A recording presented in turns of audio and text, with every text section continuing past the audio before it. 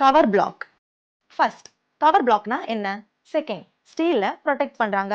Third, steel size மட்டும் போதுமா? Fourth, cover block ஏன் யூஸ் பண்றாங்க? Fifth, small detail big difference. Cover பிளாக்னா என்ன? ஸ்டீலுக்கு இது ஏன் முக்கியம்? கான்கிரீட்டுக்கு உள்ள ஸ்டீல் ரெயின்ஃபோர்ஸ்மெண்ட் இருக்குன்னு நமக்கு தெரியும். ஆனா ஸ்டீலுக்கும் கான்கிரீட் சர்ஃபேஸுக்கும் நடுவுல ஒரு கேப் மெயின்டைன் பண்ணுவாங்க. அது ஏன்னு தெரியுமா? அதுதான் கான்கிரீட் கவர். ஃபர்ஸ்ட், கவர் பிளாக்னா என்ன? ஸ்டீல் ரெயின்ஃபோர்ஸ்மெண்ட்டுக்கும் கான்கிரீட் சர்ஃபேஸுக்கும் நடுவில் இருக்கிற டிஸ்டன்ஸ் தான் கான்கிரீட் கவர். சிம்பிளா சொல்லணும்னா ஸ்டீலுக்கு கான்கிரீட் கொடுக்குற ப்ரொடெக்டிவ் லேயர். செகண்ட், ஸ்டீல்ல ப்ரொடெக்ட் பண்ணும்.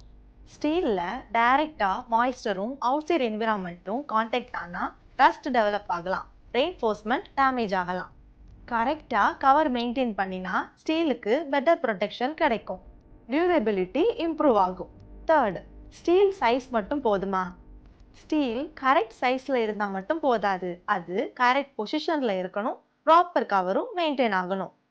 இல்லனா ரெயின்ஃபோர்ஸ்மெண்ட் பெர்ஃபார்மன்ஸும் கான்கிரீட் டியூரபிலிட்டியும் அஃபெக்ட் ஆகலாம்.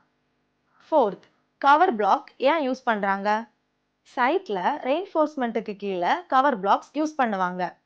இது ஸ்டீல் டைரக்டா கிரவுண்ட்ல டச் ஆகாம ரெக்வயர்டு கவர் மெயின்டைன் பண்ண ஹெல்ப் பண்ணும்.